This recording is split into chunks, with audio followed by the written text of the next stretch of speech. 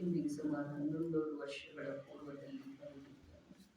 ಅದರ ಮೇಲೆ ಭಾಷಾ ಟೀಕೆಯನ್ನು ಬರೀತಾ ಪಂಡಿತ ಪ್ರವರ್ ರೋಡರ ಮಂದರ ವಿಧಿವಶರಾಗಿ ಹೋಗುವುದರಿಂದ ಆ ಅಪೂರ್ಣ ಕಾರ್ಯವನ್ನು ಪೂರ್ಣಗೊಳಿಸಿದಂಥ ದೌಲತರಾಮ್ ಕಾಸೀವಾಲ್ ಅವರು ಕೂಡ ನಮ್ಮ ಮೇಲೆ ಪರಮ ಉಪಕಾರವೆಸಗಿದ್ದಾರೆ. ಬರೀ ನಮ್ಮ ಮೇಲೆ ನಾವು ಉಪಕಾರ ಮಾಡುವುದು ಅಷ್ಟು ಬಾಕಿ ಇದೆ. ಈಗ ಅಸತ್ಯ ವಚನದ 4 ಭೇದಗಳನ್ನು ಹೇಳಿ 3 ಭೇದಗಳಲ್ಲಿ ಅದರೊಳಗೆ ಮತ್ತೇನು 4ನೇ ಭೇದದೊಳಗೆ 3 ಅದವರ ನಿಂದೆ ವಚನ, ಹಿಂಸೆಯಿಂದ ಕೂಡಿದ ವಚನ, ಅಪ್ರಿಯ ವಚನ. ಇವೇನ ಅಸತ್ಯದ 4ನೇ ಭೇದದೊಳಗೆ ಪುನಃ 3 ಅಂತರ್ಭೇದ ಇದ್ದಾವೆ. ಅದರೊಳಗಿನ ಮೊದಲನೇ ಭೇದ ಹೇಳ್ತಾ ಇದ್ದಾರೆ ಶ್ಲೋಕ 96. ವೈಶೂನ್ಯಹಾಸಗರ್ಭಂ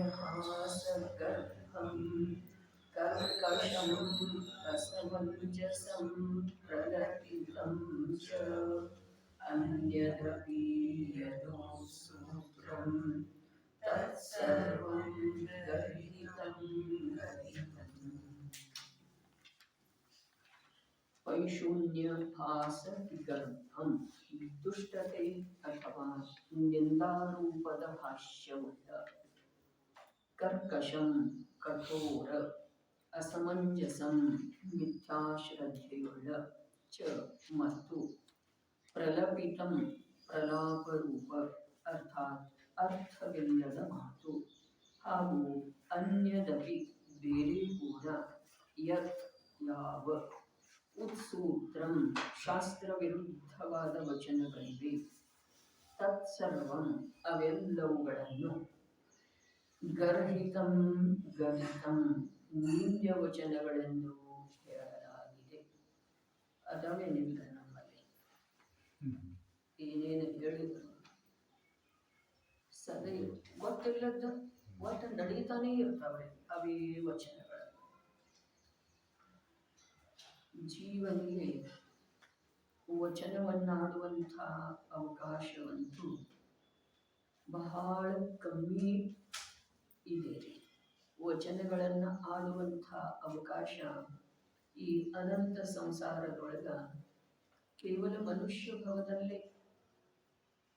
ಉಳಿದವುಗಳಲ್ಲಿ ಎಲ್ಲ ಶಬ್ದ ಇದ್ರೂ ಅನಕ್ಷರ ರೂಪದ ಕೆಲವು ಶಬ್ದ ಇದ್ದಾವೆ ಕೆಲವೊಂದು ಜೀವಗಳಿಗೆ. ಮತ್ತೇನು ಅಧಿಕ ಸಮಯ ಅಂತೂ ಎಲ್ಲಿ ಕಳೆಯುವುದಿದೆ ಅಥವಾ ಕಳೆದಿದ್ದಿದೆ, ಎಲ್ಲಿ ಕಳೆದಿದ್ದಿದೆ. ಅನಂತಂತೂ ನಿಗೂಢದೊಳಗೆ ಹೋಯಿತು. ಪಂಚಸ್ಥಾವರದೊಳಗೆ ಎಷ್ಟು ಹೋಯ್ತು ಅಸಂಖ್ಯ ಉದ್ಗದ ಪರಾವರ್ತನ ಅಂತ ಹೇಳಿ ಅದರೊಳಗ ಒಂದು ಪರಾವರ್ತನದೊಳಗ ಯಾವ ಅನಂತ ಭೇದಗಳನ್ನ ಮಾಡಿದರೆ ಆ ಅನಂತದೊಳಗಿನ ಒಂದು ಭೇದದೊಳಗ ಅನಂತ ಸಾಗರದವಂಥೇಳಿ ಮೋಕ್ಷ ಮಾರ್ಗ ಪ್ರಕಾಶಕದಲ್ಲಿ ನಾವು ಇಲ್ಲಿ ನೋಡಿದ್ದೇವೆ. ಆಧಾರ ರೂಪದಿಂದ 62 ಅಥವಾ 64ನೇ ಪುಟದೊಳಗಿದೆ, ಬೇಕಂದ್ರೆ ಮತ್ತು ನೋಡೋದ್ರಿ. ಏನು ಹೇಳ್ತಾರಲ್ಲಿ, ನಿಗೋಧದಿಂದ ಮೇಲೆ ಬರೋದ ಈ ಜೀವಕ್ಕ ಮಹಾನ್ ಮಹಾನ್ ಮಹಾನ್ ಕಷ್ಟ ಅರ್ಥಾತ್ ಏನಾದ್ರೂ ಕಷ್ಟ ಪಡುವುದರಿಂದ ಅಲ್ಲಿಂದ ಮೇಲೆ ಬರ್ತಾನೋ ಹೀಗೆ ಮಾತಿಲ್ಲ.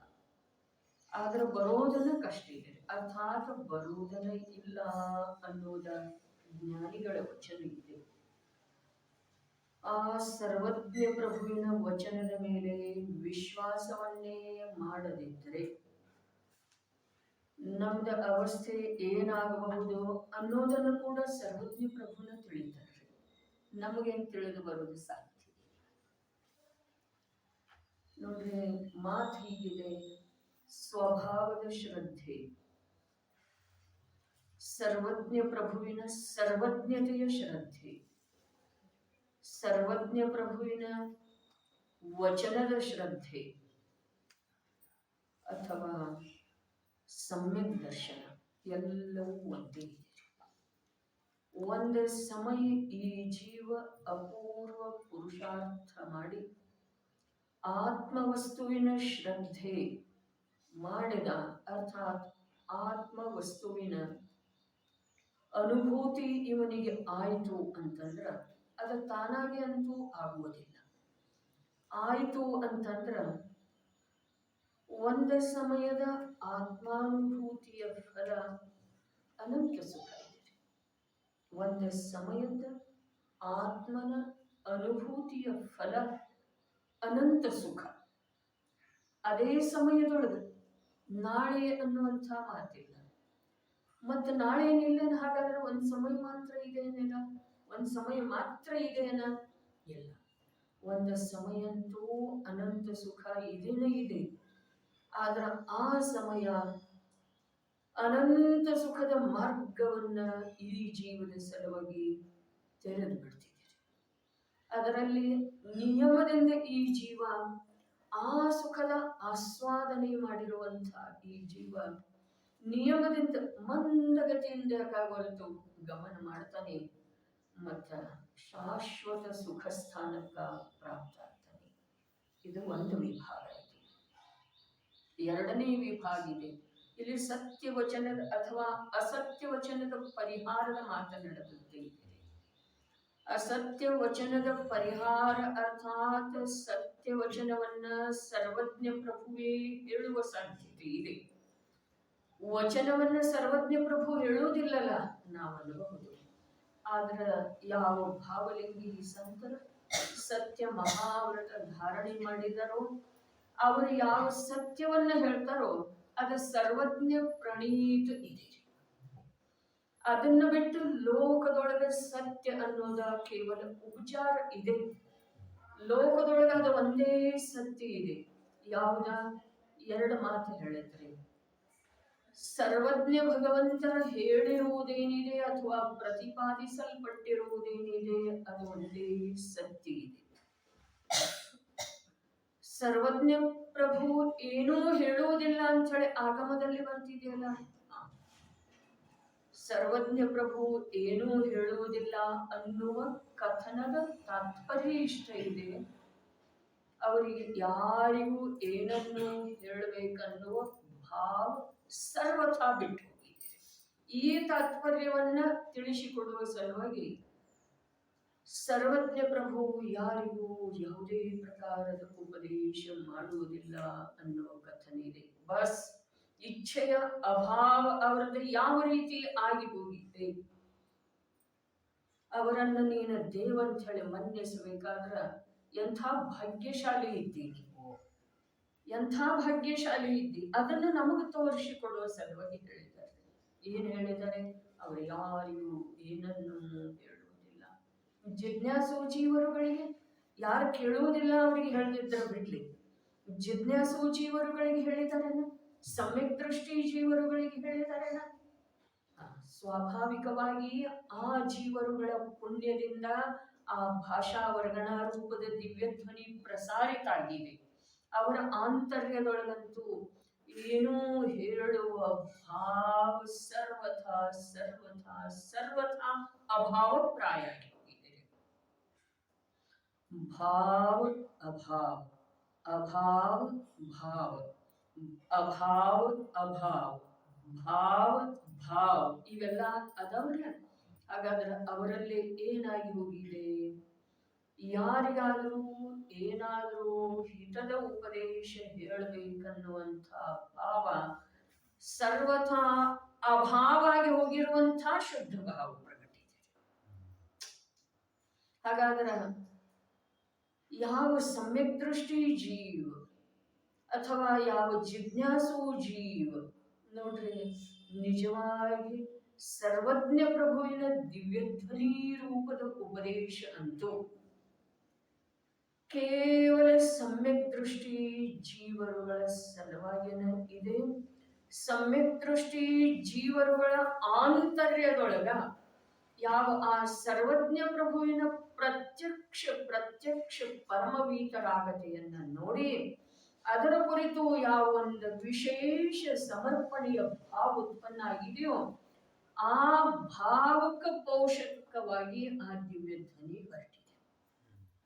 ಇಂದ್ರಭೂತಿ ಬ್ರಾಹ್ಮಣ ಯಾವ ವೇಳೆದೊಳಗ ವೀರಪ್ರಭುವಿನ ಸಮವಸರಣದೊಳಗ ಬಂದ ಆ ವೇಳೆದೊಳಗ ದಿವ್ಯಧ್ವನಿ ಹೊರಟಿತು. ಮಿಥ್ಯಾದೃಷ್ಟಿ ಇದ್ದಂದ್ರೆ ಅವಾಗ ಸಮವಸರಣದೊಳಗ ಬಂದ ಅವಾಗ ಮಿಥ್ಯಾದೃಷ್ಟಿ ಇದ್ದಂದ್ರೆ ಇರ್ಲಿಲ್ಲ.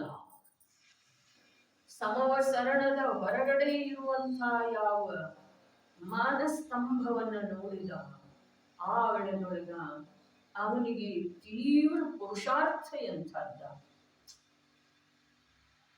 ವಸ್ತು ಸ್ವರೂಪದ ಅರಿವು ಮೂಡಿ ಬಂತು. ಆತ್ಮವೆಂಬ ಅಸಾಧಾರಣ ವಸ್ತುವಿನ ಸನ್ಮುಖತೆಯ ಆಗಿ ಅನುಭೂತಿಯಾಯಿತು. ಬರೀ ಅನುಭೂತಿ ಆಗ್ಲಿಲ್ರಿ, ಏನಾಯ್ತು? ಬರೇ ಅನುಭೂತಿ ಆಗಲಿಲ್ಲ. ಪುನಃ ಜಗನ್ಯ ಅಂತರ ಮುಹೂರ್ತದೊಳಗ ಎರಡನೇ ಕಷಾಯ ಚೌಕಡಿ ಹೊರಟೋಯ್ತು. ಎರಡನೇ ಕಷಾಯ ಚೌಕಡಿ ಮಾತ್ರ ಹೊರಟು ಹೋಗ್ಲಿಲ್ಲ, ಮೂರನೇ ಕಷಾಯ ಚೌಕಡಿ ಕೂಡ ಹೊರಟೋಯ್ತು. ದಿಗಂಬರ ದೀಕ್ಷಾ ಬಂತು, 4 ಜ್ಞಾನಧಾರಿಯಾದ. ಆವಾಗ ದಿವ್ಯ ಧ್ವನಿ ಹೊರಟಿದ್ರು. ಹಾಗಾದ್ರೆ ಅದೆಲ್ಲ ಯಾವುದರಿಂದ ಆಯ್ತು? ಅದೆಲ್ಲ ಯಾವುದರಿಂದ ಆಯ್ತು? ಸಮ್ಯಕ್ ದರ್ಶನ ಯಾವುದರಿಂದ ಆಯ್ತು? ಎರಡನೇ ಮೂರನೇ ಕಷಾಯ ಚೌಕಡಿ. ಮೊದಲ ಪ್ರಥಮೋಪಶಮ ಸಮ್ಯಕ್ತ್ವ ಅಂತಿದೆ, ಪುನಃ ಅನುಭೂತಿ ಆಗ್ತಿದೆ, ಅದಕ್ಕೆ ಕ್ಷಯೋಕ್ಷಮ ಸಮ್ಯಕ್ತ್ವ ಅಂತಾರೆ. ಕ್ಷಯೋಕ್ಷಮ ಸಮ್ಯಕ್ತ್ವ ಆಯ್ತು, ಕ್ಷಾಯಿಕ ಸಮ್ಯಕ್ತ್ವ ಆಯ್ತು, ಎರಡನೇ ಮೂರನೇ ಕಷಾಯ ಚೌಕಡಿ ಹೊರಟೋಯ್ತು, ಅಂತರ್ಬಾಹ್ಯ ನೈರ್ಗ್ರಂಥತೆ ಪ್ರಾಪ್ತ ಆಯ್ತು. ಅದು ಜೀವದ ಪುರುಷಾರ್ಥದಿಂದ ಆಯ್ತು. ಮತ್ತೇನಾಯ್ತು? 4 ಜ್ಞಾನಧಾರಿ ಮನಪರ್ಯಾಯ ಜ್ಞಾನದ ಉತ್ಪತ್ತಿ ಆಯಿತು. ಆಮೇಲೆ ದಿವ್ಯ ಧ್ವನಿ, ಓಂಕಾರ ರೂಪದ ದಿವ್ಯ ಧ್ವನಿ ಬರುತ್ತೆ. ಹಾಗಾದರೆ ದಿವ್ಯ ಧ್ವನಿಯಿಂದ, ಸರ್ವಜ್ಞ ಪ್ರಭುವಿನ ಉಪದೇಶದಿಂದ ಜೀವನಿಗೆ ವಸ್ತು ಸ್ವರೂಪದ ಜ್ಞಾನ ಆಗಲಿ, ಆತ್ಮತತ್ವದ ಅನುಭೂತಿಯಾಗಲಿ, ಅನಾದಿ ಮಿಥ್ಯಾ ಮಾರ್ಗದ ನಾಶ ಆಗಲಿ ಆಗ್ತಿದೆಯೋ ಅಥವಾ ಜೀವನಿಗೆ ಸ್ವಯಮೇವ ಆಗ್ತಿದೆ? ಅನೇಕ ಗ್ರಂಥಗಳ ಅನೇಕ ಆಧಾರ ಸಿಕ್ಕಿದರೆ ಏನ ವಚನದಿಂದ ಆಗುವುದಿಲ್ಲ. ಅದು ಶ್ರವಣೇಂದ್ರಿಯದ ವಿಷಯ ಇದೆ ಅಂತ ಹೇಳಿದ್ರು. ಓಂಕಾರ ರೂಪದ ದಿವ್ಯ ಧ್ವನಿ ಕೂಡ ಶ್ರವಣೇಂದ್ರಿಯದ ವಿಷಯ ಇದೆ. ಹಾಗಾದರೆ ಕಾರ್ಯ ಯಾವುದರಿಂದ ಆಗ್ತಿದೆ? ಕಾರ್ಯ ತ್ರಿಕಾಲಿ ಜ್ಞಾನದಿಂದ ಆಗ್ತಿದೆ. ಸಂಜ್ಞೆ ಪಂಚೇಂದ್ರಿಯ ಅವಸ್ಥೆಗೆ ತಲುಪಿರುವಂತಹ ಜೀವದ ಜ್ಞಾನ ತನ್ನ ಸ್ವರೂಪವನ್ನ, ವಿಶ್ವದ ಸಮಸ್ತ ಪದಾರ್ಥಗಳ ವಾಸ್ತವಿಕ ಸ್ವರೂಪವನ್ನ, ಪರ್ಯಾಯ ಮತ್ತು ದ್ರವ್ಯದ ಸ್ವರೂಪವನ್ನ, ಪರ್ಯಾಯದ ಕ್ಷಣಿಕತೆಯನ್ನ, ಮಿಥ್ಯಾದೃಷ್ಟಿ ಜೀವದ ಪರ್ಯಾಯಗಳ ವಿಪರೀತತೆಯನ್ನ ಎಲ್ಲವನ್ನು ತಿಳಿಯುವಂತಹ ಸಾಮರ್ಥ್ಯ ಸಂಜ್ಞೆ ಪಂಚೇಂದ್ರಿಯ ಜೀವಕ್ಕೆ ಪ್ರಕಟ ಜ್ಞಾನದೊಳಗೆ ಇದೆ. ಆದ್ರೆ ಅವ ಅನಾದಿ ಮಿಥ್ಯಾಶ್ರದ್ಧೆಯ ಬಲದಿಂದ ಯಾವ ಪ್ರಕಾರ ಅನಾದಿಯನ್ನು ತಿಳಿತಾ ಇದ್ದಾನೋ ಅದೇ ಪ್ರಕಾರ ತಿಳ್ಕೊಂತ ಹೋದ ಅಂತಂದ್ರ ಅವನ ಸಾಮರ್ಥ್ಯಕ್ಕೆ ಏನಾಗ್ತಿದೆ? ಅದ ನಾಶಕ್ಕೆ ಪ್ರಾಪ್ತ ಆಗ್ತಿದೆ. ಮತ್ತು ಪುನಃ ಅದರ ಪ್ರಾಪ್ತಿಯಾಗುವುದ ಬಹಳ ಕಠಿಣ. ಸಾಮಾನ್ಯ ಒಂದು ಮನೆ ಕಟ್ಟಬೇಕಾದ್ರೆ ಎಷ್ಟು ದಿವಸ ಬೇಕು, ಎಷ್ಟು ಸಾಮಗ್ರಿಗಳು ಬೇಕು, ಎಷ್ಟು ಅಂದ್ರ ಜನರದ್ದು ಕೂಡ ಅದರಲ್ಲೇ ಪರಿಶ್ರಮದ ಅವಶ್ಯಕತೆ ಇದೆ. ಅದೇ ಕಟ್ಟಿದ ಮನೆಯನ್ನು ಕೆಡವಬೇಕಾದ್ರೆ ಎಷ್ಟು? ಹಾಗಾದ್ರೆ ಈ ಸಂಜ್ಞೆ ಪಂಚೇಂದ್ರಿಯ ಅವಸ್ಥೆ ಈ ಜೀವನಿಗೆ ದೊರಕಬೇಕಾದ್ರೆ ಅನಂತ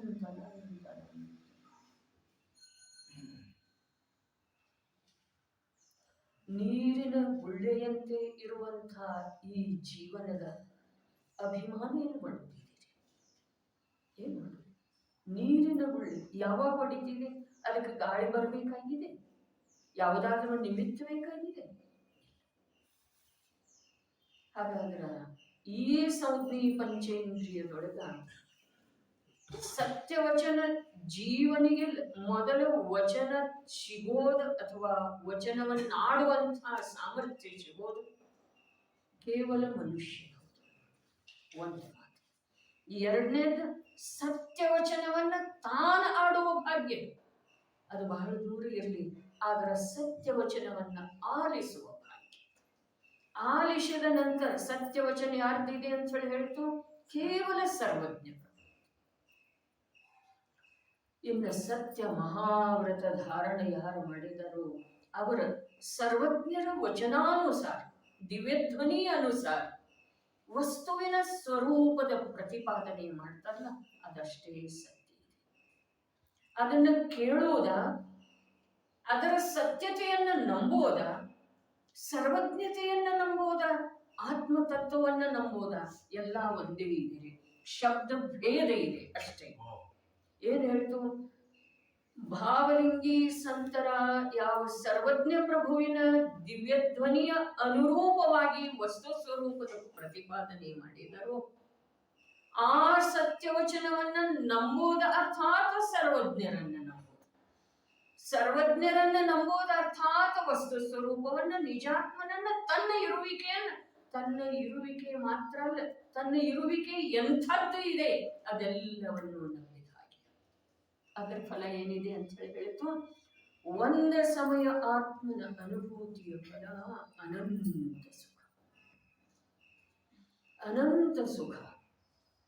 ಜ್ಞಾನಿಗಳು ಹೇಳ್ತಾರೆ, ಕೋಟ್ಯಂತರ ದೇವಿಯರ ಜೊತೆ ಕ್ರೀಡೆ ಮಾಡುವಂಥ ಇಂದ್ರನಿಗೆ ಇಲ್ಲ ಅಂಥ ಸುಖ ಭಾವಲಿಂಗಿ ಸಂತ ಅಲ್ಲ. 4ನೇ ಗುಣಸ್ಥಾನವರ್ತಿಗೆ ಒಂದು ಸಮಯ ಆತ್ಮನ ಅನುಭೂತಿಯೊಳಗೆ ಇಂದ್ರ, ನರೇಂದ್ರ, ನಾಗೇಂದ್ರ ಯಾರಿಂದಲೂ ಹೇಳಲಿಕ್ಕೆ ಬರೋ ಸಾಧ್ಯ ಇಲ್ಲ ಅಂತ ಒಂದು ಸಮಯದ ಸುಖ ಸಮ್ಯಕ್ ದೃಷ್ಟಿ ಜೀವನಿಗೆ ಇದೆ. ಇದು ಒಂದು ವಿಭಾಗ ಇದೆ. ಇನ್ನು ಇದರಿಂದ ಎರಡನೇ ವಿಭಾಗ ಹೀಗಿದೆ ಅಲ್ಲ, ಸತ್ಯವಚನವನ್ನ ಜಿನ ಮುನಿಗಳ ಮಾಧ್ಯಮದಿಂದ ಯಾವುದೋ ಭಾಗ್ಯದಿಂದ ಆಲಿಸಿದ ನಂತರ ಕೂಡ ಅದರ ವಿಶ್ವಾಸ ಮಾಡದೇ ಇರುವುದು, ಅದರ ವಿಶ್ವಾಸ ಮಾಡದೇ ಇರುವುದು ಅರ್ಥಾತ್ ತನ್ನ ಸಂಧಿ ಪಂಚೇಂದ್ರಿಯದ ತಾನೇ ಘಾತ ಮಾಡೋದು, ನಿರಾದರ ಮಾಡೋದು, ಅಲ್ಲಗಳೆಯೋದು. ಅದರ ಫಲ ಏನಿದೆ? ಒಂದೊಂದು ಸಮಯದ ಅನಂತ ಸಂಸಾರ ಇದೆ. ನೋಡ್ರಿ, ಜಿನಾಗಮದೊಳಗೆ ಜ್ಞಾನಿಗಳ, ನಾವಂತೂ ಜ್ಞಾನಿ ಅಲ್ಲ, ಜ್ಞಾನಿಗಳು ಸೋತ್ ಹೋಗಿದ್ದಾರೆ ನಮ್ಮ ಎದುರ. ಹೌದು ಅಥವಾ ಇಲ್ಲ? ಸೋತ್ ಹೋಗಿದ್ದಾರೆ ಅವರು ನಮ್ಮ ಎದುರ. ಯಾಕೆ ಅಂತಂದ್ರೆ ನಾವು ಕೇಳಲೇ ಇಲ್ಲ, ಕೇಳಿದ್ರು ವಿಚಾರ ಮಾಡಲೇ ಇಲ್ಲ, ವಿಚಾರ ಮಾಡಿದ್ರು ಒಪ್ಪಲೇ ಇಲ್ಲ. ಆವಾಗ ಅವ್ರಿಗೆ ಏನು ಸೋತರು? ಅವರು ಅದೇ ವಚನ ಹೇಳಿದ್ರು, ನೋಡಪ್ಪ, ನೀನು ಕೇಳಿದ್ರನು, ವಿಚಾರ ಮಾಡಿದ್ರನು, ಸತ್ಯ ಅಂತ ಹೇಳಿ ನಂಬಿದ್ರನು ಸ್ವರೂಪ ಹೀಗೆ ಇದೆ. ನೀನು ಕೇಳದೇ ಇದ್ರನು, ವಿಚಾರ ಮಾಡದೇ ಇದ್ರನು, ಸತ್ಯ ಅಂತ ಹೇಳಿ ನಂಬದೇ ಇದ್ರನು ಸ್ವರೂಪ ಹೀಗೆ ಇದೆ. ನೀನು ಯಾವಾಗ ಸತ್ಯವನ್ನ ನಿನ್ನ ಸ್ವಕಾಲ ಬರ್ತಿದೆಯೋ ಆವಾಗ ತಿಳಿದ್ಯಪ್ಪ ಅಂತ ಹೇಳಿದ ಅವರ ಸಮಭಾವ ಧಾರಣ ಮಾಡ್ತಾರೆ. ಬ್ರಹ್ಮದತ್ತ ಚಕ್ರವರ್ತಿಯ ಮಾತವಂತರೆ, ಚಕ್ರವರ್ತಿಗಳದ್ದು ಎಲ್ಲಾರ್ದು ಸ್ವರೂಪ ಹೀಗಿದೆ. ಯಾರ 6 ಖಂಡದ ಅಧಿಪತ್ಯವನ್ನ ತಮ್ಮ ಜೀವಿತಾವಸ್ಥೆಯಲ್ಲಿ ಪರಿತ್ಯಾಗ ಮಾಡ್ತಾರೋ ಅವರು ಮೋಕ್ಷಕ್ಕೆ ಹೊರಟೋಗ್ತಾರೆ. ಯಾರ ಜೀವನದ ಕೊನೆ ತಲುಪಿದರನೂ ಕೂಡ ಆ 6 ಖಂಡದ ವೈಭವದೊಳಗೆ ಮೂರ್ಛಿತ ಇರ್ತಾರೋ ಅವರು 7ನೇ ನರಕಕ್ಕೆ ಹೋಗ್ತಾರೆ. ಬ್ರಹ್ಮದತ್ತ ಚಕ್ರವರ್ತಿಯ ಮಾತೇನು ಬಂತು? 6 ಖಂಡದ ಅಧಿಪತಿ ಅರ್ಥಾತ್ ಚಕ್ರವರ್ತಿತ್ವದ ಭೋಗವನ್ನ ಎಷ್ಟು ಬಹುಶಃ 700 ವರ್ಷ, 700 ವರ್ಷ, 700 ವರ್ಷ, 700 ವರ್ಷದೊಳಗ ಎಷ್ಟು ಕ್ಷಣ ಅದಾವಲ್ಲ, ಆ ಒಂದೊಂದು ಕ್ಷಣಕ್ಕ ಕೋಟ್ಯಾವಧಿ ಅಲ್ಲ, ಅಬ್ಜಾವಧಿ ವರ್ಷಕ್ಕಿಂತಲೂ ಅಧಿಕ ದುಃಖ ಆಗುವಂತಹ ಪಾಪದ ಸಂಗ್ರಹ ಆಯ್ತು ಒಂದೊಂದು ಕ್ಷಣಕ್ಕ. 700 ವರ್ಷದೊಳಗೆ ಎಷ್ಟು ಕ್ಷಣ ಅದಾವಲ್ಲ, ಒಂದೊಂದು ಕ್ಷಣದೊಳಗ ನಾನು ಚಕ್ರವರ್ತಿ, ಆ ಪ್ರಕಾರದ ಭಾವದ ಜೊತೆಗೆ ನಾನು ಭೂಮಂಡಲೇಶ್ವರ, ನಾನು ಪೃಥ್ವಿಪತಿ ಅನ್ನುವ ಅಭಿಪ್ರಾಯದ ಜೊತೆಗೆ ಯಾವ ಐದು ಇಂದ್ರಿಯಗಳ ಭೋಗಿಸಿದನ, ಅಖಂಡನ ಭೋಗಿಸಿರ್ಲಿಕ್ಕಿಲ್ಲ. ಯಾವ ಜೀವ ಭೋಗಿಸೋ ಸಾಧ್ಯ ಇದೆ? ಅಖಂಡ ತಿನ್ನೋದು, ರಸಾಸ್ವಾದ, ಅಖಂಡ ನೋಡೋದು, ಅಖಂಡ ಕೇಳೋದು, ಎಷ್ಟೋ ಮನುಷ್ಯಗೆ ಇಷ್ಟವಾದಂಥ ಅಭೀಷ್ಟವಾದಂಥ ಪ್ರಾಣಪ್ರಿಯವಿರುವಂಥ ಯಾವ ಇಂದ್ರಿಯದ ವಿಷಯವನ್ನ ಅಖಂಡವಾಗಿ ಭೋಗಿಸೋ ಸಾಧ್ಯ ಇಲ್ಲ, ಸಾಧ್ಯನೇ ಇಲ್ಲ. ಹಾಗಾದ್ರೆ ಒಂದೊಂದು ಕ್ಷಣದ ಲೆಕ್ಕ ತೆಗೆದರ 700 ವರ್ಷದೊಳಗೆ ಎಷ್ಟು ಕ್ಷಣ ಇದ್ದು ಅಲ್ಲ, ಒಂದೊಂದು ಕ್ಷಣದ ಲೆಕ್ಕ ತೆಗೆದ್ರೆ ಒಂದೊಂದು ಕ್ಷಣದ ಆ ಇಂದ್ರಿಯ ಭೋಗದ ಯಾವ ಅಭಿಲಾಷೆ ಇತ್ತಲ್ಲ, ಪ್ರತ್ಯಕ್ಷ ಭೋಗ ಭೋಗಿಸಿದ್ದನೂ ಆಯ್ತು, ಅಭಿಲಾಷೆನೂ ಆಯ್ತು. ಒಂದೊಂದು ಕ್ಷಣದ ಅಭಿಲಾಷೆಯ ಫಲ ಅಬ್ಜಾವಧಿ ವರ್ಷ ನರಕದ ದುಃಖವನ್ನು ಭೋಗಿಸುವಂತಹದ್ದು ಕರ್ಮ ಬಂಧಾಯಿತು. ವಿಶ್ವಾಸ ನಾವು ಮಾಡಬೇಕು ಅಂತ ಹೇಳಿ ಆಗ್ರಹ ಇಲ್ಲ. ಯಾಕಿಲ್ಲ ಅಂತಂದ್ರೆ ಭವಿತವ್ಯಂ ಬಲೀಯಶ, ಭವಿತವ್ಯ ಬಲಿಷ್ಠ ಇದೆ. ವಿಶ್ವಾಸ ಮಾಡ್ಬೇಕಂತ ಹೇಳಿ ಜ್ಞಾನಿ ಗುರುಗಳ ಅಪೇಕ್ಷೆ ಪಟ್ಟರೂ ಕೂಡ ನಮ್ಮದು ವಿಶ್ವಾಸ ಆಗುವುದು ನಮ್ಮ ಭವಿತವ್ಯದ ಅನುಸಾರ. ಅದೇ ಚಕ್ರವರ್ತಿ ಕುಮಾರಿಯ ಮಾತು ಹೇಳಿದೆ, ಅನಂಗಧರೆಯ ಮಾತನ್ನ ಹಿಂದ ಹೇಳಿದ್ನು ಅಥವಾ ಇಲ್ಲ ಹಿಂದಿನ ವಾರ ಇರಬಹುದು ಅಥವಾ ಮತ್ತೊಂದು 4 ದಿವಸ ಮೊದಲಿರಬಹುದು. ಏನು ಮಾಡಿದಳಕ್ಕೆ? ಯಾವನು ಮಾಂಡಲಿಕ ದೊರೆಯ ಅವಳನ್ನು ಎತ್ತಿ ಒಯ್ದ. ಚಕ್ರವರ್ತಿ ಕುಮಾರಿ, ಚಕ್ರವರ್ತಿಯ ಪುತ್ರಿ, 42,000 ಸಹೋದರರಿದ್ದಾರೆ, 96,000 ಮಾತೆಯರಿದ್ರಪ್ಪ. ಯಾರ ರಕ್ಷಣೆ ಮಾಡಿದ್ರು? ವಿಶ್ವಾಸ ನಮಗಾಗುದಿಲ್ಲ. ಮನೋರಂಜನೆ ಕಥೆ ಶ್ರವಣ ಮಾಡ್ತೀವಿ, ಕರ್ಣೇಂದ್ರಿಯದ ವಿಷಯ ಆಯ್ತು, ಅಂತರಂಗದೊಳಗೆ ನಡುಗುಟ್ಟುವುದಿಲ್ಲ. 96,000 ಮಾತೆಯರು, ಹೌದು ಅಥವಾ? ಚಕ್ರವರ್ತಿ ಪಿತಾ, 42,000 ಸಹೋದರರು, 32,000 ಮಕುಟಬದ್ಧ ದೊರೆಗಳ ಆ ಚಕ್ರವರ್ತಿಯ ಸೇವೆಯ ಸಲುವಾಗಿ ನತಮಸ್ತಕ. 14 ರತ್ನ ನವನಿಧಿಗೆ ಒಂದೊಂದಕ್ಕೆ 1,000 ಸ್ವರ್ಗದ ದೇವಗಳ ರಕ್ಷಕರು. ಇಷ್ಟೆಲ್ಲ ಇರುವೆಳದೊಳಗ ಆ ಅನಂಗಧರೆಯನ್ನ ಯಾವನೋ ಆ ಚಕ್ರವರ್ತಿಯ ಮಾಂಡಲಿಕ ದೊರೆ ಎತ್ಕೊಂಡು ಹೋದರೆ, ಇನ್ನಿದು ವಿಷಯ ಗೊತ್ತಾದ ನಂತರ ನನ್ನ ಗತಿ ಏನಾಗೋದ ಅಂತ ಹೇಳಿ ಕಾನನದೊಳಗೆ ಎಸೆದ್ಬಿಟ್ಟು ಹೋದ. ಗೊತ್ತಂತೂ ಆಗೋದ ಚಕ್ರವರ್ತಿಗೆ, ನಾನೇ ಎತ್ತಿ ಒಯ್ದಿದ್ದೀನಿ ಅನ್ನೋದ, ಎಸರು ಹೋದ. ಅನಂತಮತಿಯ ಕಥೆನೂ ಬರ್ತಿದಿಲ್ಲ ಎಲ್ಲಿ? ಅನಂತಮತಿಯ ಕಥೆ ಎಲ್ಲಿ ಬರ್ತಿದೆ? ಸಮ್ಯಕ್ ಸ್ವಸವರಂಗದೊಳಗ, ನಿಕಾಂಕ್ಷಿತಾಂಗದೊಳಗ. ಅಲ್ಲೇ ಹೀಗೆ ಕಥನ ಬರ್ತಿದೆ, ತನಗಲ್ಲದೆ ಇರುವಂತಹ ವಸ್ತು ಏನಾದ್ರೆ ಅಂಥೇಳಿ ಅವನು ಕಾನನದೊಳಗೆ ಹೋಗ್ತಾನೆ. ಕುಂಡಲ ಮಂಡಿತ ಅಂಥೇಳಿ ವಿದ್ಯಾಧರ ಅವಳನ್ನ ಕಾನನದೊಳಗೆ ಅದೇ ಪ್ರಕಾರ ತನಗಲ್ಲದೆ ಇರುವಂತಹ ವಸ್ತು ಅದಕ್ಕೇನಾದ್ರೆ ಏನ ಅಂಥೇಳಿ ಆ ಚಕ್ರವರ್ತಿ ಪುತ್ರಿಯನ್ನ ಕಾನನದೊಳಗೆ ಬಿಟ್ಟು ಹೋದ. ಎಷ್ಟು ಕಾಲ ಉಳಿದಳಕ್ಕೆ ಅಲ್ಲಿ? ಪತ್ತೆ ಹತ್ತಲಿಲ್ಲ. 42,000 ಸಹೋದರರಿ. ನಾವು ರಕ್ಷಾಬಂಧನ ಮಾಡ್ತೀವ್ರಿ, ಅವ್ ಕುಂಟೋ ಕುರುಡೋ ಇರ್ತಾನ್ರಿ, ನನ್ ರಕ್ಷಣೆ ಮಾಡಂತ ಹೇಳಿ. ಯಾರು ಮಾಡೋರು? ಕುಂಟೋ ಕುರುಡೋ ಅಣ್ಣರೇ, ದುರ್ಬಲದನು. ಆದ್ರ ಪರಿಪಾಠಿ ಅಂತದ್ ರಕ್ಷಾಬಂಧನ್ ಎಲ್ಲಿ ಅವನಿಗೆ ಬಂದ? ಆ 42,000 ರಾಜಕುಮಾರರ ಚಕ್ರವರ್ತಿ ಪುತ್ರರ ತಮ್ಮ ತಂಗಿಯ ರಕ್ಷಣೆ ಮಾಡ್ಲಿಕ್ಕೆ ಆಗಲಿಲ್ಲ.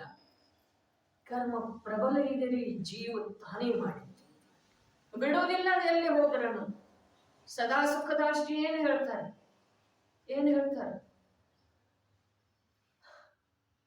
ನಭಚರಗಳ ಆಕಾಶದಲ್ಲಿ ಮಾತ್ರ ವಿಹಾರ ಮಾಡ್ತಾವೆ, ಜಲಚರಗಳ ಜಲದಲ್ಲಿ ಮಾತ್ರ ವಿಹಾರ ಮಾಡ್ತಾವೆ, ಭೂಚರಗಳ ಭೂಮಿಯ ಮೇಲೆ ಮಾತ್ರ ವಿಹಾರ ಮಾಡ್ತಾವೆ.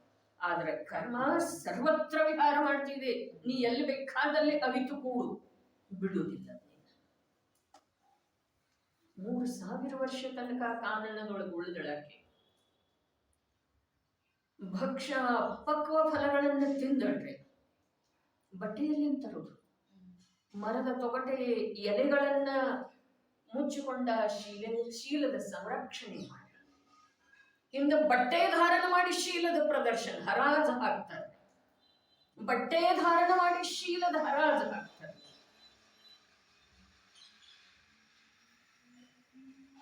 ಮುಂದೆ ಯಾವಾಗ ತಂದೆಗೆ ಗೊತ್ತಾಯಿತು, ಅದೆಲ್ಲ ಕಥೆ ಓದುವಾಗ ಹೇಳ್ತಿತ್ತು 15 ದಿವಸದ ಒಳಗಡೆ. ಪಂಚಮಿ ದಿವಸ ಹೇಳಿದ್ರಿ. ಪಂಚಮಿ ದಿವಸ ಇಷ್ಟ ಬಹಳ ಇಲ್ಲ. ಒಟ್ಟಿನಲ್ಲಿ ತಂದೆಗೆ ಯಾವಾಗ ಗೊತ್ತಾಯಿತು, ಆವಾಗ ಅವಳ ಅಜಗರನ ಮುಖದೊಳಗಿದ್ದಾಳೆ. ಅಜಗರ ಯಾವುದಕ್ಕಂತಾರೆ ಹೇಳಿರ್ತಲ್ಲ, ಯಾವುದಕ್ಕಂತಾರೆ? ಆಣೆಯನ್ನ ಅಖಂಡ ನುಂಗುತ್ತೈತ್ರಿ. ಅಂಥ ದೊಡ್ಡ ಹಾವು ಆಣೆಯನ್ನ ಅಖಂಡ ನುಂಗುತ್ತಿದೆ. ಎಂಥ ಎಂಥ ಜೀವಗಳಿದ್ದಾವೆ, ಎಂಥ ಎಂಥ ದೇಹಗಳನ್ನ ಪಡೆದಿದ್ದಾವೆ. ಇದೇ ಜೀವ, ಇಂಥದೇ ಜೀವ, ನನ್ನಂಥದೇ ಜೀವ.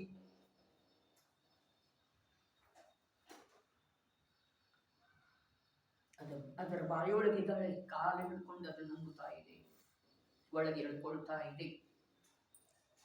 ಇವು ಖಡ್ಗ ತೆಗೆದ, ಚಕ್ರವರ್ತಿ ಬಂದ.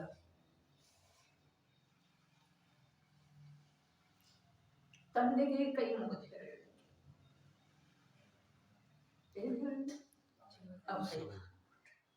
ಯಾರಿಗೆ? ಅಜಗರ್ ಅಭಯದಾನ ಸಾಯಿಸಬೇಡ್ರಿ, ನಾನಂತೂ ಸಲ್ಲೇಖನ ತಗೊಂಡಿದ್ದೆ. ಅಂಥವ್ರ ಜೀವನ ಧನ್ಯರಿ. ದೇಹ ಧಾರಣ ಮಾಡಿ ದೇಹ ಮೊದಲಾದವುಗಳ ಕುರಿತಾಗಿರುವಂತಹ ಲೋಭಾದಿ ಕಷಾಯಗಳನ್ನು ಯಾರು ಕೃಷ ಮಾಡಿದರೋ ಅವರ ಜೀವನ ಧನ್ಯ ಇದೆ. ದೇಹ ಧಾರಣ ಮಾಡಿ ದೇಹಾದಿಗಳ ಕುರಿತು ಲೋಭಾದಿ ಕಷಾಯಗಳ ಪರಿಪೋಷಣೆ ಯಾರು ಮಾಡಿದರೋ ಅವರಿಗೆ ಮನುಷ್ಯ ಜೀವನ ಯಾತಕ ಬೇಕು, ಯಾತಕ ಬೇಕಿತ್ತು, ಯಾತಕ ಉಪಯೋಗ ಬಂತು. ಅದೇನು ಹೇಳ್ತಾರೆ, ಒಂದು ವೇಳೆ ಇಹಲೋಕದ ಶಾರೀರಿಕ ಸುಖ, ಇಂದ್ರಿಯ ಸುಖ ನನ್ನ ದೈವದೊಳಗೆ ಇರ್ತಿತ್ತು ಅಂತಂದ್ರೆ 3000 ವರ್ಷಗಟ್ಟಲೆ ನೀವು ನನ್ನನ್ನು ಹುಡುಕದೇ ಇರೋದು ಸಾಧ್ಯ ಇರಲಿಲ್ಲ. ಅದಕ್ಕೆ ಕರ್ಮ ಬೆಳೆಷ್ಟಿದೆ, ನಾನೇ ಮಾಡಿದ ಕರ್ಮ ಇದೆ. ಚಕ್ರವರ್ತಿಯ ಮಗಳಾಗಿ ಹುಟ್ಟಿದರನ್ನು ಕೂಡ ಸಾಮಾನ್ಯ ಮನುಷ್ಯಗಿರುವಷ್ಟು ಪುಣ್ಯ ಕೂಡ ಇಲ್ಲ. ಯೋಚನೆ ಮಾಡೋದು, ಕರ್ಮ ಏನೇನು ನರ್ತನ ಮಾಡಿಸ್ತಿದೆ.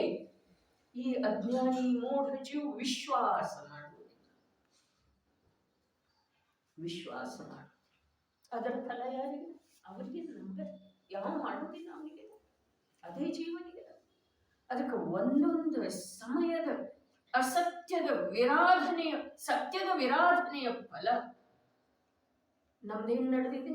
ಸತ್ಯದ ವಿರಾಧನೆ ನಾವು ಮಾಡ್ತಾ ಇದ್ದೀವಿ. ಇವೆಲ್ಲ ಗರ್ಹಿತ ವಚನ ಹೇಳಿದಾರಲ್ಲ, ಅವುಗಳನ್ನು ಯಾಕೆ ಮಾಡ್ತಾ ಇದ್ದೇವೆ ನಾವು? ಸತ್ಯ ನಮಗ್ ಬೇಕಾದ್ರೆ ಪ್ರಾಪ್ತ ಆಗಿಲ್ಲ, ಬೇಕಾದ್ರೆ ಸತ್ಯವನ್ನ ತಿಳ್ಕೊಳ್ಳುವಂತಹ ಯೋಗ್ಯತೆ ನಮ್ಮಲ್ಲೇ ಇಲ್ಲ, ಅಥವಾ ಸತ್ಯವನ್ನ ತಿರಸ್ಕರಿಸುವಂತಹ ದುಷ್ಟತೆ ನಮ್ಮಲ್ಲೇ ಇದೆ. ತಿಳಿತಾರೆ ಏನ? ಬೇಕಾದ್ರೆ ಸತ್ಯದ ಶ್ರವಣ ಯೋಗ ಸಿಕ್ಕಿಲ್ಲ, ಸಿಗೋದು ಬಹಳ ಕಠಿಣ. ಸತ್ಯದ ಶ್ರವಣ ಯೋಗ ಸಿಕ್ಕಿಲ್ಲ. ಒಂದು ವೇಳೆ ಶ್ರವಣ ಯೋಗ ಸಿಕ್ಕರನ್ನು ನಮಗೆ ವಿಷಯ ತಿಳಿದಿಲ್ಲ. ಎರಡನೇ ಮಾತು. ಮೂರನೇ ದಿನ ತಿಳಿದರನ್ನು ಕೂಡ ನಾವು ಅದರ ನಿರಾಧಾರ ಮಾಡಿದ್ದೇವೆ ಅಂತ ದುಷ್ಟಿದ್ದೇವೆ. ಗರ್ಹಿತ ವಚನ ಏನೇನು ಬಂತ ಅದರಲ್ಲಿ? ಒಂದೊಂದು ಸಮಯದ ಸತ್ಯ ಧರ್ಮದ ವಿರಾಧನೆಯ ಫಲ ಅನಂತ ಅನಂತ ದುಃಖ ಇದೆ. ಆ ಮೂರು ಕಾರಣ ನೆನಪಿನೊಳಗಿಟ್ಕೊಳ್ಳಿ. ಈ ಗರ್ಹಿತಾದಿ ವಚನಗಳನ್ನ ಜೀವ ಯಾಕೆ ಆಡ್ತಾನೆ? ಈ ಗರ್ಹಿತಾದಿ ವಚನಗಳ ಕುರಿತು ಜೀವನಿಗೆ ಕುತೂಹಲ ಯಾಕಿದೆ? ಗರ್ಹಿತಾದಿ ವಚನಗಳಲ್ಲಿ ಜೀವ ಯಾಕೆ ರಮಮಾನ ಇದ್ದಾನೆ, ರಮಿಸ್ತಾ ಇದ್ದಾನೆ, ರಂಜಿಸ್ತಾ ಇದ್ದಾನೆ? ಹಾಸ್ಯದ ವಚನ ಇತ್ತಂದ್ರೆ ರಂಜಿಸ್ತೇವೋ ಅಥವಾ ಇಲ್ಲ, ಹಾ ಅನ್ನಂತೇವೋ ಅಥವಾ ಇನ್ನೊಬ್ಬರದ ಹಾಸ್ಯ. ಅರೆ, ಶರೀರ ನಾವು ಮಾಡ್ಕೊಂಡಿದ್ದನು, ಬಣ್ಣ ನಾವು ಮಾಡ್ಕೊಂಡಿದ್ದನು, ವಿಕೃತ ಡೊಂಕ್ ಮೂಗ ವಕ್ರ ತುಟಿ ಅದನ್ನೇನು ಮಾಡ್ಕೊಂಡಿದ್ದ ನಾವು ನೋಡಿ ಹಾಸ್ಯ ಮಾಡ್ತೇವೆ, ಸ್ವಾಭಾವಿಕ ಆಗ್ತಿದೀವಿ ಅಥವಾ ಇಲ್ಲ? ಹಾಗಾದ್ರೆ ಅದರ ಫಲ ಏನಿದೆ? ಅದರ ಫಲ ವಸ್ತು ಸ್ವರೂಪಕ್ಕೆ ಸಂಬಂಧಿಸಿದ ಹಾಗೆ ನಿನಗೆ ಕೇಳು ಯೋಗ ಸಿಗಲಿ ಸಿಗದೇ ಇರಲಿ, ನಿನಗೆ ತಿಳಿಲಿ ತಿಳಿದೇ ಇರಲಿ, ನೀನು ದುಷ್ಟತೆಯಿಂದ ಬೇಕಾದ್ರೆ ಅದರ ತಿರಸ್ಕಾರ ಮಾಡಿದ್ರೂ ಬಂಧ ನಿಶ್ಚಿತವಾಗಿ ಅರಿತು ಮಾಡು, ಅರಿಯದೇ ಮಾಡು. ಇನ್ನು ಈ ಮಾರ್ಗ, ಈ ಕಡೆ ವಿರುದ್ಧ ಸತ್ಯದ ಸ್ವೀಕಾರ ಪೂರ್ವಕ ನಿನಗೆ ಎಂಥದೇ ಕರ್ಮದ ಉದಯ ಇದ್ರೂ ಕೂಡ ಅದು ಕೇವಲ ನಿರ್ಜರಿಸಿ ಸತ್ಯದ ಸ್ವೀಕಾರ ಪೂರ್ವಕ. ಒಳಗಂತೂ ಸತ್ಯದ ಸ್ವೀಕಾರದಿಂದ ಪರಮ ಶಾಂತಿ ಇದೆ. ಶರೀರದೊಳಗೆ ಏನಾಗ್ತಾ ಇದೆ, ಸಂಯೋಗದೊಳಗೆ ಏನಾಗ್ತಾ ಇದೆ, ಧನಾದಿಗಳು ಯಾವ ಪ್ರಕಾರ ನಿರರ್ಥಕ ಆಗ್ತಾ ಇದ್ದಾವೆ, ಸಮಾಜದೊಳಗೆ ಯಾವ ಪ್ರಕಾರ ಒಂದು ವಿಡಂಬನ ನಡೆದದ್ದಿದೆ, ಧರ್ಮಕ್ಷೇತ್ರದೊಳಗೂ ಕೂಡ ಯಾವ ಪ್ರಕಾರದ ವಿಕೃತಿ ಬರ್ತಾ ಇದೆ, ಏನೇ ಇದ್ರೂ ಅದನ್ನೆಲ್ಲ ನೋಡ್ತಾ ಇದ್ರೂ ಕೂಡ ಯಾವ ಸತ್ಯದ ಸ್ವೀಕಾರ ಮಾಡಿದನು ಅವ ಆಂತರ್ಯದೊಳಗ ಆ ಸತ್ಯದ ಬಲದಿಂದ ನಿರಾಕುಲ ಇದ್ದ. ಆ ನಿರಾಕುಲತೆಯ ಪರಂಪರಾ ಫಲ ಏನಿದೆ? ಮೋಕ್ಷದ ಪ್ರಾಪ್ತಿ ಇದೆ. ಇಂದಲ್ಲ, ನಾಳೆಲ್ಲ, ನಾಡಿದ್ದಲ್ಲ, ಆಚೆ ನಾಡಿದ್ದಾಗ ಹೊರತು ಮೋಕ್ಷ ಆಗೋದನ್ನ ಆಗೋದ್ರಿ. ಆಚೆ ನಾಡಿದ್ದಂತಂದ್ರೆ ಬುಧವಾರ, ಈ ಭವದೊಳಗ, ಮುಂದಿನ ಭವದೊಳಗ, ಅದರ ಮುಂದಿನ ಭವದೊಳಗ ಭವ್ಯಾಮೃತಕಾರ ಇತ್ತಿತ್ತಲಾಗಿನವ್ರಿ. ಅವರ ಬಾಳ ಹಳೆಯವರಲ್ಲ, ಚತುರ್ಥ ಕಾಲದವರಲ್ಲ, ಕುಂದರ ಕಾಲದವರಲ್ಲ, 15ನೇ ಶತಮಾನದವರಲ್ಲ, ಬರೇ 120 ವರ್ಷದ ಕೆಳಗೆ. ಅವ್ರೇನ್ ಹೇಳ್ತಾರೆ? 3 ಭವ ತಡೆದರೆ 8 ಭವ. ಕಷ್ಟ ಏನಿದೆ? ನಿನ್ನನ್ನು ನೀನು ನಂಬಿದರೆ, ನಿನ್ನ ಜ್ಞಾನಾನಂದ ಸ್ವರೂಪವನ್ನ ನೀನು ನಂಬಿದರೆ, ನಿನ್ನ ಜ್ಞಾನ ಮತ್ತು ಆನಂದದ ಸಲುವಾಗಿ ಯಾವ ಅನ್ಯದ ಅವಶ್ಯಕತೆ ಇಲ್ಲ, ಅಂಥ ಒಂದು ಅಸಹಾಯಿ ತತ್ವ ನೀನು ಇದ್ದಿ ಅನ್ನೋದನ್ನ ನೀನು ನಂಬಿರಿ ಅಂತಂದ್ರ ಇದೇ ಭವದೊಳಗೆ ನಿನಗೆ ಮೋಕ್ಷ ಮಾರ್ಗ ಪ್ರತ್ಯಕ್ಷ ಪ್ರಾಪ್ತ ಆಗ್ತಿದೆ. ಮತ್ತು ಮೋಕ್ಷದ ಪ್ರಾಪ್ತಿ 3 ಭವ ಅಥವಾ 8 ಭವದೊಳಗ. ಈ ಮನುಷ್ಯ ಭವ ಬಹಳ ಅಲ್ಪ ಇದೆ ಶ್ರೇಣಿಕ, ಬಹಳ ಅಲ್ಪ ಇದೆ. ಮನುಷ್ಯ ಭವದ ಉತ್ಕೃಷ್ಟ ಸ್ಥಿತಿಯನ್ನು ಕೂಡ ಅನಂತ ಬಾರಿ ನಾವು ಪ್ರಾಪ್ತ ಮಾಡಿಕೊಂಡಿದ್ದೇವೆ. ಆದರೂ ಭೋಗದ ಆಶೆ, ಶರೀರದ ಇಚ್ಛೆ ಹೋಗಲಿಲ್ಲ. ಇನ್ನು ಈ ಅಲ್ಪದರೊಳಗ, ಈ ನಿಕೃಷ್ಟ ಕಾಲದೊಳಗ ಯಾವ ಪರ ಪದಾರ್ಥದಿಂದ ಈ ಶರೀರ ಶಾಶ್ವತ ಉಳಿಯೋದು ಅಥವಾ ಈ ಶರೀರದಿಂದ ನಮಗೆ ಸುಖ ಆಗುತ್ತಿದೆ? ಸತ್ಯವನ್ನ ನಂಬಲಿಕ್ಕೆ ಬೇಕರೆ ಸತ್ಯ ಗರ್ಹಿತ ಎಲ್ಲದೇವ ನಾವು ನಡೆಯುವ ಒಂದಿಷ್ಟು ದುಷ್ಟತೆ ಅಥವಾ ನಿಂದಾರೂಪದ ಹಾಸ್ಯವುಳ್ಳ, ಕಠೋರ ಮಿಥ್ಯಾ ಶ್ರದ್ಧೆಯುಳ್ಳ ಮತ್ತು ಪ್ರಲಾಪ ರೂಪ. ಅದದೇ ಹೇಳೋದ್ರಿ, ಅದದೇ ಆ ದಿವಸ ಹೇಳಿದ್ದಿನ್ರಿ, ಹೋದ ವಾರ ಬಂದಿತ್ತು ಕಲಶ ಶ್ಲೋಕ. ಪ್ರಲಾಪ ಯಾವ್ದಕ್ಕೆ ಹೇಳಿತ್ತು? ಸತ್ತವ್ರ ಮನ್ಯಾಗ ಅದೇ ಕಥೆ ಹೇಳ್ತಾರಲ್ಲ, ಮತ್ತೆ ಯಾರು ಬಂದು ಮಾತಾಡ್ಸ, ಮತ್ತೆ ಈಗನೇ ಹೇಳಿದಿಲ್ಲ ಅಂತಿಲ್ಲ, ಅದೇ ಮತ್ತೆ ಹೇಳೋದ್ರಿ ಉತ್ಸಾಹದಿಂದ. ಅದ್ರೊಳಗೆ ರಸ ತಗೊಂಡು ಹೇಳೋದು ಪ್ರಲಾಪ. ರಸ ನಮಗ ಅದರೊಳಗೆ ಯಾವ ಕಾರಣದಿಂದ ಬರ್ತಿದೆ? ಯಾವ ವ್ಯಕ್ತಿ ಬಂದಿದ್ದಾನಲ್ಲ ಅವನ ಕಾರಣದಿಂದ. ಯಾವ್ಯಾವ ಪ್ರಕಾರದ ವ್ಯಕ್ತಿ ಬಂದಿದ್ದಾನ ಆಯಾ ಪ್ರಕಾರದ ರಸ ಬರ್ತಿದೆ. ಆ ಸತ್ತೋದಂತ ಅವನ ಕಥೆ ಹೇಳಲಿಕ್ಕೆ ನೋಡ್ರಿ ನೀವು. ಧರ್ಮಾತ್ಮ ಬಂದ ಅಂತಂದ್ರೆ ಆ ಘಟನೆಯನ್ನು ಮುಖ್ಯ ಮಾಡಿ ಹೇಳ್ತೇವೆ. ಯಾವನೇ ಬೇರೆ ಮಿತ್ರ ಬಂದ ಅಂತಂದ್ರೆ ಆ ಘಟನೆ, ಆ ಇಷ್ಟರ ಆಪ್ತರ ಬಂದ್ರು ಅಂತಂದ್ರೆ ಅವರಿಗೆ ಸಂಬಂಧಿಸಿದ ಘಟನೆ.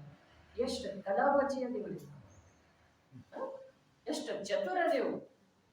ಆದ್ರ ಆ ಚತುರತೆ ಸಮಯಕ್ಕೆ ನಮ್ಮನ್ನ ನಷ್ಟ ಮಾಡ್ತಾರೆ. ಪ್ರಲಾಪಿತ ಅರ್ಥಾತ್ ಅರ್ಥವಿಲ್ಲದ ಮಾತು ಹಾಗೂ ಬೇರೆ ಕೂಡ ಶಾಸ್ತ್ರ ವಿರುದ್ಧ ವಚನಗಳಿವೆ. ಶಾಸ್ತ್ರಾನುಕೂಲ ಯಾವದವ್ರಿ ನಮ್ಮ ವಚನ? ಯಾವುದು?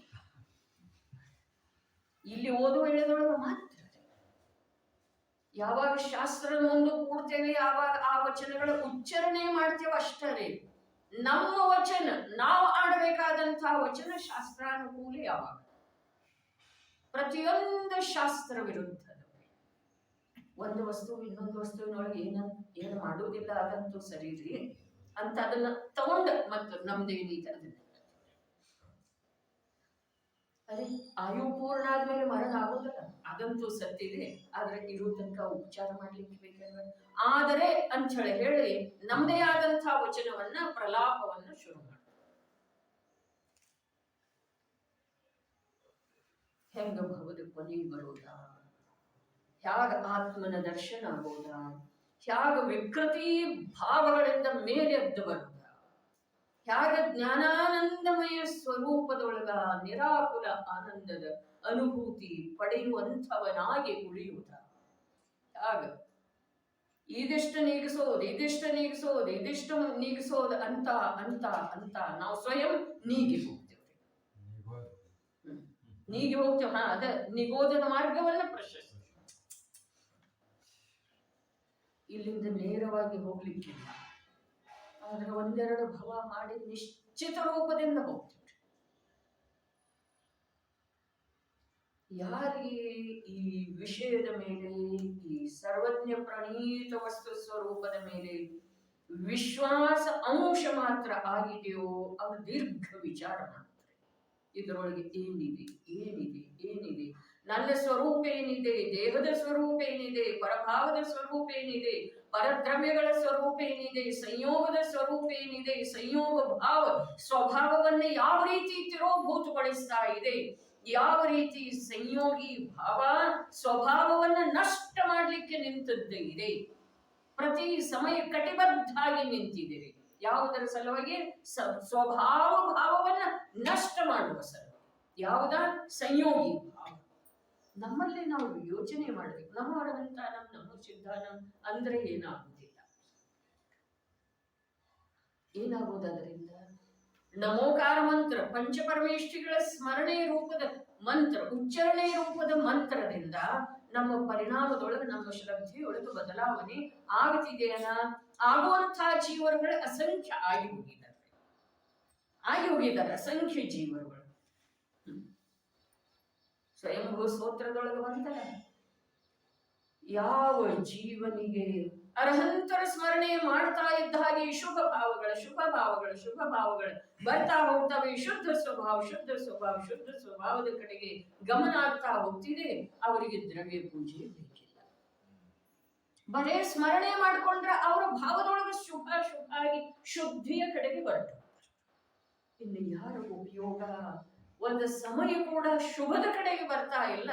ಅವರ ಅಷ್ಟ ದ್ರವ್ಯಗಳನ್ನು ತಗೊಂಡು ಕೈಯೊಳಗೆ ಪುಸ್ತಕ ತಗೊಂಡು ಪೂಜೆ ಮಾಡಬೇಕಾಗುತ್ತದೆ.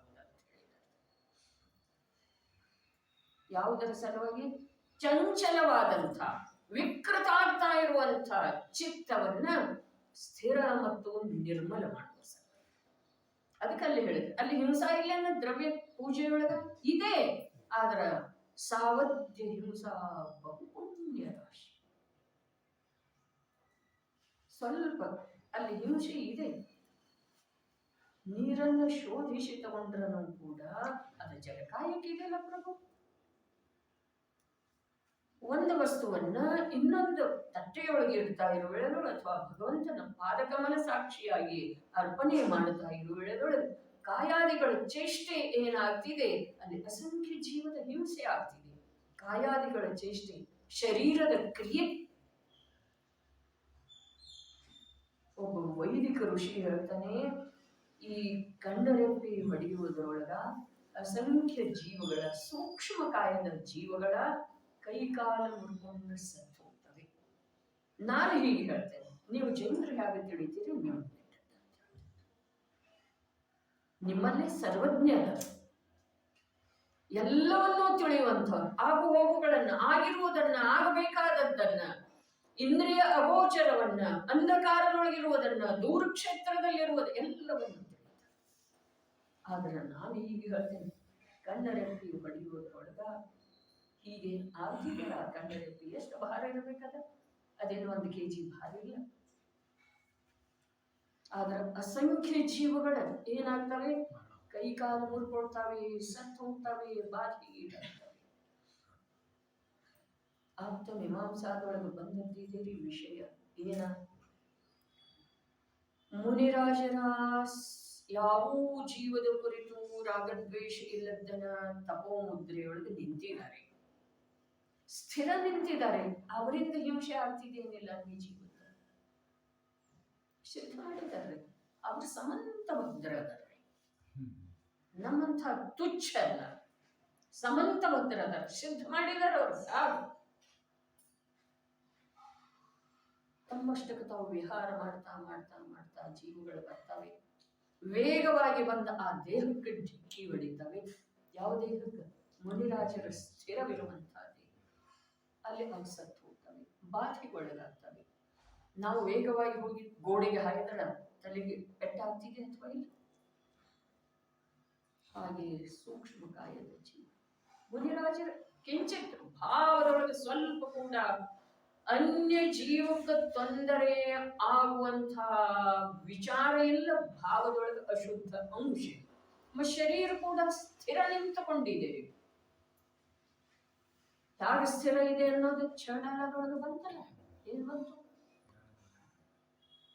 ಮುನಿವರರ ಸುಸ್ಥಿರ ಮುದ್ರೆಯ ಮನದಿ ಕಂಡು ತಿನಸು ತುರಿಸಿಕೊಳ್ಳುವವು ಅದು ಬಂಡೆ ಎಂದರೆ. ತಿರಿಯಂಚಗಳ ಮೈ ಬೆನ್ನು ಕಿಚ್ಚಬಿಟ್ಟಿದ್ರ ಅದು ತಿಕ್ಕಿ ಹೋಗ್ತಾವ್ರಿ. ಅದು ಬಂಡೆಗಲ್ಲಿದೆ ಅಂತ ಹೇಳಿ ತಿಳ್ಕೊಳ್ತಾವ್ರಿ. ತಿಕ್ಕಿ ಹೋಗ್ತವೆ, ತಮ್ಮ ತಿನಿಸನ್ನ ತುರಿಸಿಕೊಳ್ಳುತ್ತವೆ. ಅಷ್ಟು ಸುಸ್ಥಿರ ಕೂತಿದ್ದಾರೆ ಬಂಡೆಯ ಹಾಗೆ. ಆದ್ರೆ ಸೂಕ್ಷ್ಮ ಅದೆಷ್ಟೋ ಜೀವಗಳ ಗಾಳಿಯ ವೇಗಕ್ಕೆ ಬಂದ ಆ ದೇಹಕ್ಕೆ ಡಿಕ್ಕಿ ಹೊಡೆದ ಸತ್ತು ಹೋಗ್ತವೆ, ಪೀಡೆ ಒಳಗಾಗ್ತವೆ. ಇದು ಸಂಸಾರದ ಸ್ವರೂಪ ಇದೆ. ಇದು ಸರ್ವಜ್ಞರ ಹೇಳಿದ್ದ ಮಾತಿದೆ. ಇದನ್ನ ಅನಂತ ಭಾರಿ ಅನಂತ ಕಾಲ ಅನುಭವಿಸಿ ಬಂದದ್ದಿದೆ ಈ ಜೀವ. ಆದ್ರ ಸ್ಮರಣೆ ಇಲ್ಲ. ಅನುಭವಿಸಿ ಬಂದದ್ದೇ ಇದೆ. ಆದದ ಕಥೆಯನ್ನು ಜಿನವಾಣಿ ಕಹತಿ ಹೈ ತೇರಿ ಕಥಾ. ನನ್ನ ಕಥೆಯನ್ನ ಹೇಳ್ತಿದೆ ಜಿನವಾಣಿ. ಏನ್ ಹೇಳ್ತಿದೆ? ನನ್ನ ಕಥೆ. ನೀ ಹೀಗಿದ್ಯಪ್ಪ, ನೀ ಹೀಗಿದ್ದೆ, ನೀ ನಿಗೋಧದಲ್ಲಿ ಹೀಗಿದ್ದೆ. ಒಂದು ಶ್ವಾಸ ಮಾತ್ರ ಸಮಯದೊಳಗೆ 18 ಬಾರಿ ಜನ್ಮ ಮರಣ ಮಾಡ್ತಾ ಇದ್ದೆ. ಅಕ್ಷರದ ಅನಂತವಾಭಾಗ ಜ್ಞಾನ ಇತ್ತು. ಹಾಗಾದ್ರೆ ಈಗ ಯಾವ ಜ್ಞಾನ ಇದೆಯಲ್ಲ ಅದು ಜ್ಞಾನಾವರಣೀಯ ಕರ್ಮದ ಕ್ಷಯೋಕ್ಷಮದ ಭಿಕ್ಷೆ ಇದೆ. ಅದರೊಳಗೆ ಏನು ಅಭಿಮಾನ ಮಾಡ್ತೀನಿ? ನಿನ್ನ ನೈಜತೆಯಲ್ಲಿದೆ. ಅದನ್ನ ನಾನು ಅಂತ ಹೇಳಿ ತಿಳಿದ್ರೆ ಮಿಥ್ಯಾತ್ವ ಇದೆ. ಹಿಂದೇನು ಪ್ರಕಟ ನಮ್ದ ಜ್ಞಾನ ಇದೆಯಲ್ಲ ಅದನ್ನ ನಾನು ಅಂತ ಹೇಳಿ ತಿಳಿದ್ರೆ ಮಿಥ್ಯಾತ್ವ ಇದೆ. ಯಾಕೆ ಅಂತಂದ್ರ ಅದ ಜ್ಞಾನಾವರಣ ಕರ್ಮದ ಕ್ಷಯ ಅಥವಾ ಉಪಶಮದ ನಿಮಿತ್ತ ಪಡೆದು ಕಾರ್ಯ ಮಾಡ್ತಾ ಇದೆ. ಹಾಗಾದ್ರೆ ನಾನಂತ ಹೇಳಿ ಯಾವುದನ್ನ ತಿಳಿಯೋದು? ಯಾವುದ್ರದ್ದು ನಿಮಿತ್ತ ಇಲ್ಲದ, ಯಾವ ನಿಮಿತ್ತದಿಂದಲೂ ಬಾಧೆಗೊಳಗಾಗುತ್ತನ, ಯಾವ ನಿಮಿತ್ತದಿಂದಲೂ ಬೆಳೆದಬಾರದೆ ಇರುವಂತ ಯಾವ ತ್ರಿಕಾಲಿ ಸದೃಶ ಜ್ಞಾನ ಜ್ಞಾನ ಚೈತನ್ಯ ಚೈತನ್ಯ ಅರೂಪಿ ಅಸಂಖ್ಯ ಪ್ರದೇಶದೊಳಗ ಅನಂತ ಅನಂತ ಶಕ್ತಿಗಳ ಘನಪಿಂಡನಾದಂಥ ಆತ್ಮ ವಸ್ತು ನಾನಿದ್ದೇನೆ ಅನ್ನುವುದರ ಸ್ವೀಕಾರ ಏನಿದೆ ಅದು ನಿಜವಾಗಿ ಈ ಜೀವದ ಸಲುವಾಗಿ ಒಳ್ಳೆಯ ಮಾರ್ಗದ ಕಡೆಗೆ, ಬಿಡುಗಡೆಯ ಮಾರ್ಗದ ಕಡೆಗೆ ತೆಗೆದುಕೊಂಡು ಹೋಗುವಂತಹ ಒಂದು ದೂತನ ಸಮಾನ ಇದೆ. ನಡೆರಿ ಇನ್ನೊಂದ್ಸಲ ಓದೋಣ, ಟೀಕೆ ಓದೋಣ. ಸಮಯ ಆಗುತ್ತಿದೆ. ದುಷ್ಟತೆ ಅಥವಾ ನಿಂದಾರೂಪದ ಹಾಸ್ಯವುಳ್ಳ, ಕಠೋರ ಮಿಥ್ಯಾಶ್ರದ್ಧೆಯುಳ್ಳ ಮತ್ತು ಪ್ರಲಾಪ ರೂಪ ಹಾಗೂ ಬೇರೆ ಕೂಡ ಯಾವ ಶಾಸ್ತ್ರ ವಿರುದ್ಧವಾದ ವಚನಗಳಿವೆ ಅವೆಲ್ಲವುಗಳನ್ನು ನಿಂದ್ಯ ವಚನವೆಂದು ಹೇಳುತ್ತಾರೆ. ಗರ್ಭಿತ್ ಅರ್ಥಾತ್ ನಿಂದಾತ್ಮಕ ವಚನ. ಟೀಕೆ ಯತ್ ವಚನಂ ಪೈಶೂನ್ಯ ಹಾಸಗರ್ಭಂ ಕರ್ಕಶಂ ಅಸಮಂಜಸಂ ಪ್ರಲಪಿತಂ ಚ ಅನ್ಯತ್ ಅಪಿ ಉತ್ಸೂತ್ರಂ ತತ್ ಗರ್ಭಿತಂ ಗರಿತಂ. ಯಾವ ವಚನದಲ್ಲಿ ದುಷ್ಟತೆ ಇದೆ, ಅನ್ಯ ಜೀವರುಗಳಿಗೆ ಕೆಡಕು ಮಾಡುವಂಥದ್ದಿದೆ, ತಮಗೆ ರೌದ್ರಧ್ಯಾನ ಮಾಡಿಸುವಂಥದ್ದಿದೆ, ಹಾಗೂ ಹಾಸ್ಯದಿಂದ ಕೂಡಿಕೊಂಡಿದೆ. ಹಾಸ್ಯದಿಂದ ಕೂಡಿಕೊಂಡಿದೆ. ಹಾಸ್ಯ ಮಾಡುವಂತಹ ಶಕ್ತಿಯನ್ನು ಮಾತಾಡುವ ಸಾಧ್ಯ. ಹಾಸ್ಯದಿಂದ ಕೂಡಿಕೊಂಡಿದೆ. ಇತರ ಜೀವರುಗಳಿಗೆ ಮರ್ಮಭೇದಕವಿದೆ, ತಮಗೆ ಪ್ರಮಾದಕಾರಕವಿದೆ. ಕರ್ಕಶ ಅರ್ಥಾತ್ ಕಠೋರವಿದೆ, ಎಂದರೆ ಕೇಳುವುದಕ್ಕೆ ಕೆಣಕೆನಿಸುವಂಥದ್ದಿದೆ. ಅಸಮಂಜಸ ಎಂದರೆ ಮಿಥ್ಯಾಶ್ರದ್ಧೆ ಮಾಡಿಸುವಂಥದ್ದಿದೆ. ಅಪ್ರಮಾಣ ರೂಪವಿದೆ ಮತ್ತು ಬೇರೆ ಕೂಡ ಶಾಸ್ತ್ರ ವಿರುದ್ಧವಾದ ವಚನಗಳೆಲ್ಲವೂ ಗರ್ಹಣ ವಚನದಲ್ಲಿಯೇ ಗರ್ಭಿತವಿವೆ ಎಂದು ತಿಳಿಯಬೇಕು. ಹೌದು, ಇದ್ರದ್ದು ಚರ್ಚಾ ಮಾಡಿ ಪ್ರತಿಯೊಂದರದ ಚರ್ಚೆ ಮಾಡಿದ್ರ ಬಹಳಷ್ಟು ಇದೆ ರೀ. ಅದರ ಕೆಡಕನ್ಸು ಹಾಗಿತ್ತು ಅಂತಂದ್ರೆ ಎದಕ್ ಮಾಡಿ ಪೋಸ್ಟ್ ಮಾರ್ಟಮ್